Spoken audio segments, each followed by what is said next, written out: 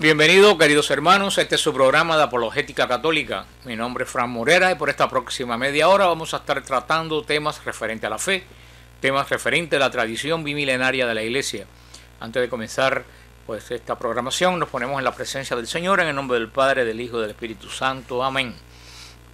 Padre Santo, te pedimos en el nombre de Jesús, en el nombre que está sobre todo nombre, que derrames el don del Espíritu Santo sobre todos cada uno de los que producimos y de los que escucharán este programa. Ábrenos, Señor, el corazón, el espíritu, la mente, al poder de tu palabra para poder construir el reino de Dios. En estos tiempos de confusión, oramos por el Santo Padre Benedicto XVI. Señor, fuente de la vida y la verdad eterna, otorga a tu pastor Benedicto XVI un espíritu de valentía y juicio recto, un espíritu de conocimiento y amor, que al gobernar con fidelidad a quienes han sido confiados a su cuidado, pueda él, como sucesor del apóstol Pedro, construir tu iglesia en un sacramento de unidad, amor y paz para el mundo entero. Que Dios lo proteja, le conceda una larga vida, lo bendiga en la tierra y lo preserve del poder de sus enemigos. Amén. Amén. ¿Cómo estás, Jorge? Muy bien, Frank, en Victoria. Pues te saludamos a ti, te saludamos a todos los hermanos. Estamos en este tema de la cruzada. Ajá. Tema que poco se toca. A mí me llamó el otro día una hermana que dice que pues, le abrió mucho panorama este tema de las cruzadas porque no se oye. De hecho, la saludo a Leonor. Leonor, y le pido que me llame de nuevo porque borré el teléfono de ella y no le pude contestar la llamada. Somos amigos de allá, de Cuba, de muchos años de la iglesia. Pues seguimos hablando de la cruzada. La semana pasada decíamos que, a diferencia del islamismo, el cristianismo nunca desarrolló el concepto de guerra santa, y menos para convertir a nadie a la fuerza. Un hecho erróneo que se piensa así que fueron las cruzadas. Las cruzadas no fueron para convertir a nadie al cristianismo, fue sencillamente para defender un territorio que había sido atacado, ¿no? Y aunque San Agustín, decíamos, habló de la guerra justa ya desde el siglo V, pero no de un concepto de yihad o de guerra santa. Dijimos que los libros de historia que se leen en las escuelas siempre presentan a los cruzados como haciendo atrocidades en contraste con los musulmanes, que son una persona tolerante y nada que ver. Aquí los agresores no fueron los cristianos, los agresores fueron los musulmanes. Y tal como lo vemos hoy en día en la televisión, no hay que ir al siglo V, no hay que ir al siglo X para darse cuenta. Podemos ver miles y decenas de miles de personas lanzadas al mundo, vociferando y rompiendo y quemando cosas por una supuesta película que ninguno de ellos jamás en la vida ha visto, ni sabe cómo es, ni sabe qué dice. Así que vemos la irracionalidad. Por supuesto que no de todo el mundo, pero sí de una gran parte. Claro. Y prueba de esto queda en lo que anota el secretario de Saladino, cuando Saladino gana una de las últimas batallas que reconquista Jerusalén para el poder musulmán.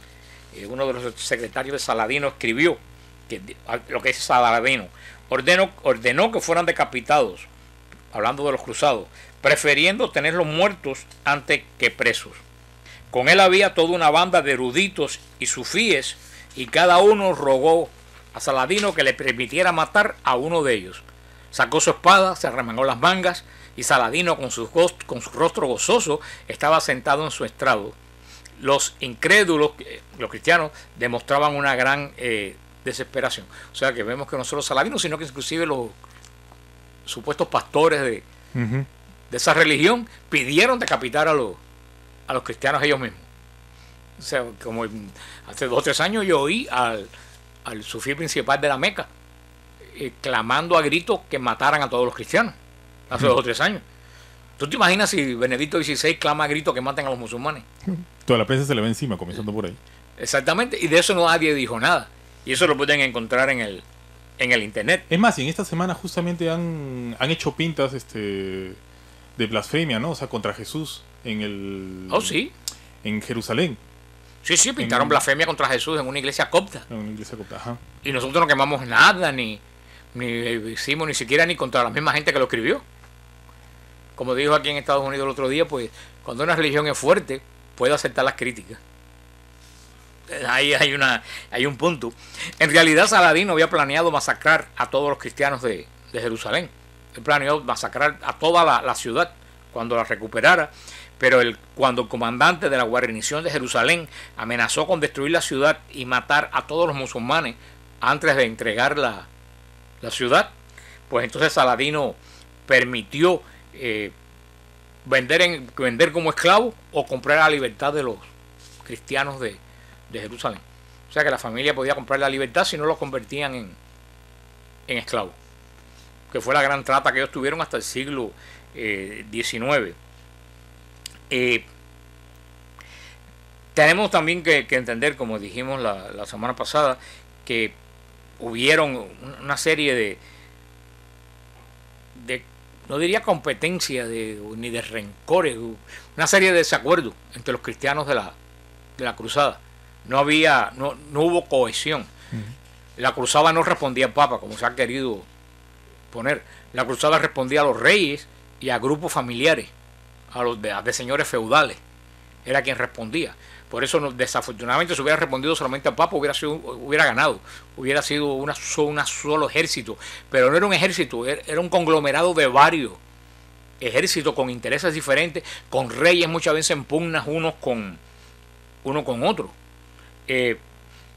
Una de las cruzadas, por ejemplo, la hizo Federico Barbarroja de los alemanes, que se llamó la Tercera Cruzada, y para facilitar su camino a Tierra Santa, negoció un tratado, una especie de salvoconducto a través de Europa y de Anatolia, parte de lo que es Turquía hoy, inclusive consiguió un permiso de los turcos para atravesar el territorio de ellos y a luchar contra los musulmanes.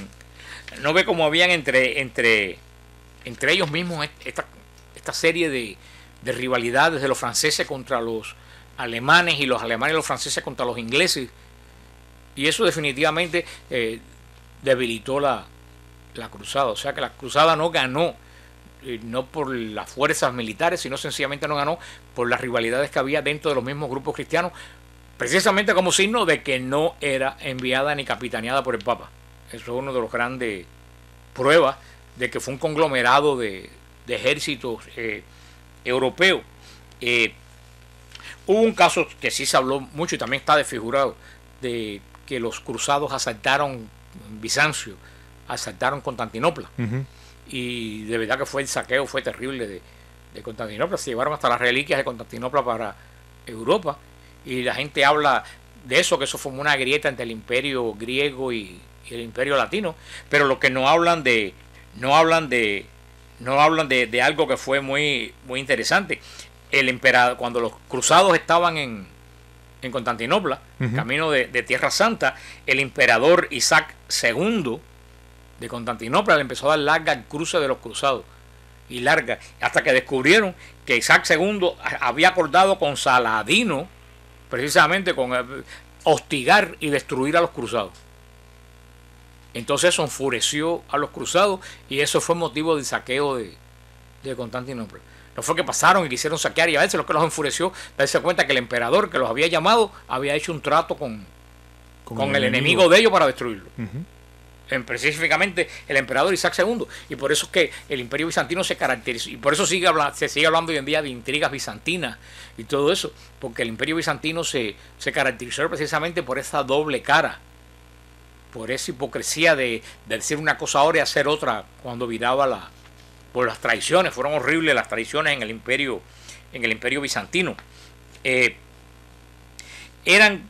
Fueron grupos que más que nada pues se unieron por pactos, y cuando el pacto no le convenía, pues inclusive entre ellos mismos entablaban una lucha.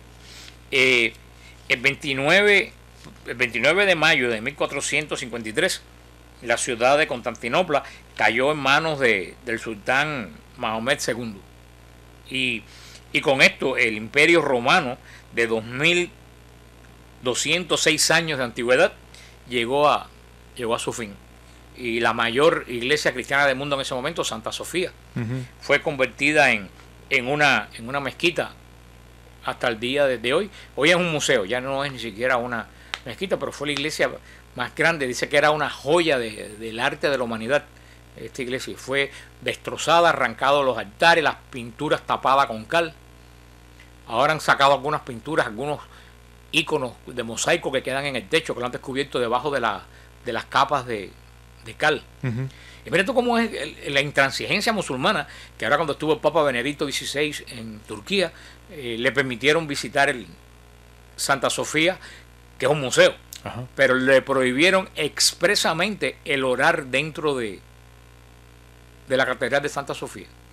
Se lo prohibieron expresamente. Usted puede entrar y puede visitar como un particular el museo de Santa Sofía, pero usted no puede orar dentro de ella. En el siglo XXI. Sí que hablando de intransigencia, pero como te decía, esta caída de Constantinopla 3 o 4 siglos más tarde comenzó con esta renuencia no tanto del emperador, sino también de los mismos griegos, de aceptar la parte latina. ¿Te acuerdas cuando te dije que la gente, cuando el emperador pidió ayuda a Roma, los griegos gritaban por la calle, preferimos el turbante turco a la tiara del Papa? O sea que fue un mundo muy complicado el de hace casi 1000 años. Y por eso es un verdadero error y un verdadero disparate enjuiciar una opción de hace 1000 años con mentalidad del siglo XXI. Y cuando miramos atrás hacia lo que fue, la que hoy se llama cruzada, que fue una peregrinación para rescatar los santos lugares, tenemos que considerar que fue un estallido, desafortunadamente, de esfuerzo efímero y muy mal aconsejado. En realidad, el espíritu cruzado duró cientos de años, pero el reino latino que se creó en 1098 durante la primera cruzada no llegó a los 200 años. O sea que la primera vez que Jerusalén fue devuelta al cristianismo, porque hablamos continuamente que Jerusalén era cristiana. Jerusalén fue invadida y fue agobiada por los musulmanes. Se estableció un reino latino que duró menos de 200 años, con reyes y con condes y con todo esto. Pero a la larga pasó de nuevo a manos musulmanas, precisamente porque hubieron tantas divisiones en el mundo cruzado que no supieron defender el reino de Jerusalén. Si no, el reino de Jerusalén hubiera sido hasta el día de hoy un reino cristiano, con reyes cristianos. Si tenemos en cuenta que el mayor logro que se hizo, el reino latino de Jerusalén, a la larga cayó en manos musulmanas, pues uno se preguntaría, ¿las cruzadas lograron algo significativo? ¿No? Sería la pregunta.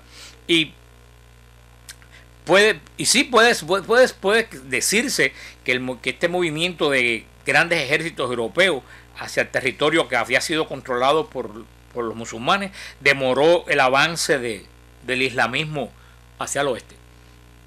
Aunque parezca que no, aunque no pudieron lograr mantener Jerusalén para los cristianos, la tumba de Cristo, pues sí logró controlar el avance musulmán por cientos de años. Fíjate si es así, que el otro esfuerzo musulmán grande que se hizo fue hacia el siglo XVI, pero ya eso fue casi 600 años después de la cruzada. O sea que si no hubiera sido por las cruzadas, posiblemente Europa hubiera sucumbido al poder musulmán.